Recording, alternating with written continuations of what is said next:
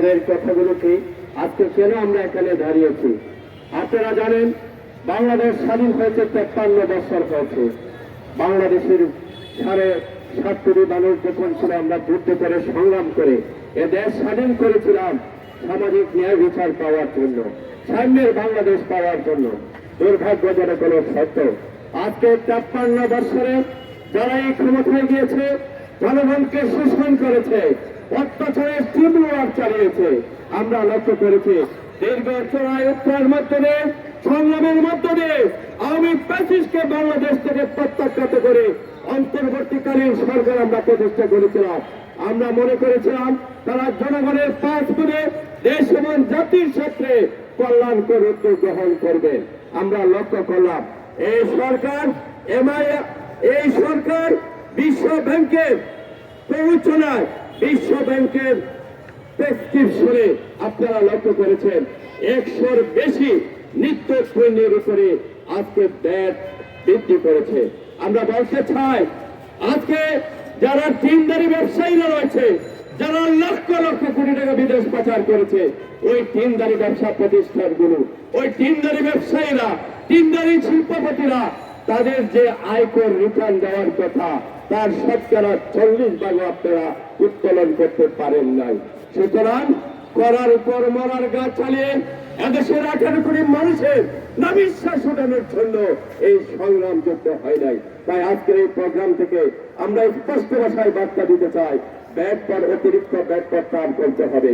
আমদানিকৃত খাদ্য পণ্যের উপর শুল্ক কমাতে হবে, তা না হলে এদেশের জনগণ আবার নতুন করে সংগ্রাম গড়ে তুলতে হবে। প্রিয় ভাইরা আমার, শুধু সেখানে শেষ নয়, আজকে সবজির বাজারটা ন্যূনতম স্থিতিশীল হয়েছে, কিন্তু 1 কেজি চাল কিনতে গেলে কৃষকের 100 টাকা লাগে, শ্রমিকের 100 টাকা লাগে। আপনারা লক্ষ্য করেছেন এই সরকার আসার পরে আওয়ামী লীগের আমলে টিসিবি কার্ড হয়েছে বিদায় 1 কোটি টিসিবি কার্ড বাতিল করার সিদ্ধান্ত নিয়েছে। আমরা তার প্রতিবাদ জানাই। আমরা বলতে চাই যারা অনেক উদ্দেশ্য প্রণোদিত ভাবে যদি কোনো কার্ড বিতরণ করে, আপনারা সেখানে ইউনিয়নের সচিব এখানে কর্মরত হয়েছে, তাদের মধ্য দিয়ে আপনারা সেখানে আপনারা যাচাই বাছাই করে তাদেরকে বাতিল করুন, কিন্তু একেবারে টোটালি সাধারণভাবে 1 কোটি টিসিবি কার্ড আপনারা বাতিল করতে পারেন না। সুতরাং এই ঢালাও ভাবে টিসিবি কার্ড বাতিল না করে আপনারা টিসিবি আবার পুনরায় চালু করতে হবে, নতুবা আবার জনগণ আন্দোলনে নামবে। দ্বিতীয় যে কথাটি বলতে চাই, প্রিয় ভাইরা, আমরা দীর্ঘদিন 16 বছর সংগ্রাম করেছি। সংগ্রাম করে আমরা জাতীয়ভাবে একটা ঐক্য প্রতিষ্ঠিত হয়েছিল। সেখানে লক্ষ্য করেছেন ডান বাম ইসলাম বিরোধী যারা ছিল সবাই ফ্যাসিস্টদের বিরুদ্ধে একাভূত হয়ে আন্দোলন করে ফ্যাসিস্টদেরকে আমরা প্রত্যাখ্যাত করেছিলাম। দুর্ভাগ্যজনক সত্য, রাজনীতিবিদরা 53 বছর আপনারা রাষ্ট্র পরিচালনা করেছেন, 53 বছরে আপনারা শান্তি দিতে পারেন নাই, আইন শৃঙ্খলা উন্নয়ন ঘটাতে পারেন নাই, দুর্নীতিতে বাংলাদেশকে বারবার চ্যাম্পিয়ন করেছেন, দেশের প্রত্যেক টাকা লক্ষ লক্ষ কোটি টাকা আপনারা বিদেশ পাচার করেছেন, দেশে আপনারা আজকে সন্ত্রাসী কার্যকলাপ চালিয়েছেন, আপনারা দর্শনের সেঞ্চুরি পালন করেছেন। সুতরাং আপনাদের ষোলকারা দেখা শেষ হয়েছে। প্রিয় ভাইরা, আপনারা জানেন 71 পরবর্তী সময়ে আমাদের তৎকালীন সময়ে প্রেসিডেন্ট শেখ মুজিবুর রহমান মূলত বাকশাল কায়েমের মধ্য দিয়ে আজকের আওয়ামী লীগকে নিষিদ্ধ করেছিলেন।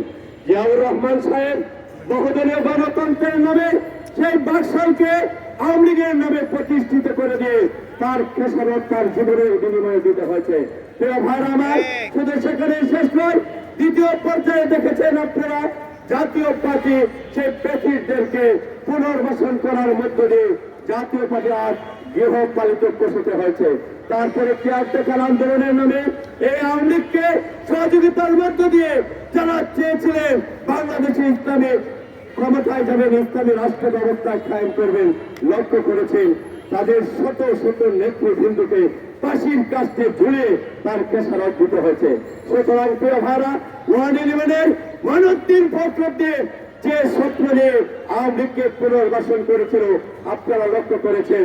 111 ঘটনার মধ্য দিয়ে পরবর্তীতে 57 জন সেনা অফিসারকে হত্যার মধ্য দিয়ে আওয়ামী লীগ আবার নতুন করে আধিপত্যবাদ সৃষ্টি করেছিল।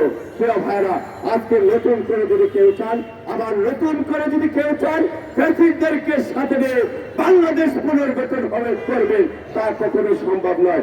আজকে বেক্সিমকোতে আজকে আন্দোলন চলছে। বেক্সিমকোর কর্মকর্তা, বেক্সিমকোর মালিক যদি দুর্বৃত্তায়নের সাথে জড়িত হয়, আমরা বলতে চাই এটার দায় আমার শ্রমিকরা দিতে পারে না। আমার শ্রমিকরা আন্দোলন করবে, পেটে ভাত থাকবে না, আর আপনারা এসিতে বসে বসে জনগণের উপর শুধু পেট নির্ণয় করবেন, প্রণয়ন করবেন, তা চলতে পারে না।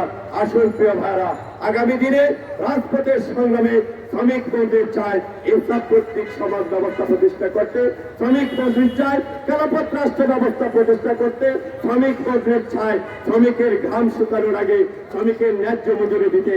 আসুন আগামী দিনে রাজপথের সংগ্রামে ঐক্যবদ্ধ হয়ে আগামী দিনে নতুন বাংলাদেশ গড়ার জন্য, যেই বাংলাদেশ হবে সকলের, যে বাংলাদেশে সুষম বন্টন হবে, যে বাংলাদেশে পুলিশ সন্ত্রাসীরা হয়ে সেবায় পরিণত হবে। আসুন সেই প্রত্যাশা ব্যক্ত করে আগামী দিনে রাজপথের সংগ্রামে সকল আন্দোলনে অংশগ্রহণের উদাত্ত আহ্বান জানিয়ে আজকের এই কথা এখানে শেষ করছি। আসসালামু আলাইকুম ওয়া রাহমাতুল্লাহ।